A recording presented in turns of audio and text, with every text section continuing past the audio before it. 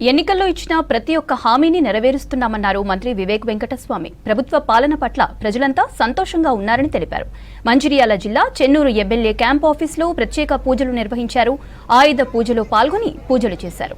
రాష్ట్ర ప్రజలకు దసరా పండుగ శుభాకాంక్షలు తెలిపారు. చెన్నూరు, మందమర్రి, కేతనపల్లి మున్సిపాలిటీలో 500 కోట్లతో అభివృద్ధి చేస్తామన్నారు వివేక్. కార్యక్రమంలో చెన్నూరు కాంగ్రెస్ నేతలు, కార్యకర్తలు పాల్గొన్నారు.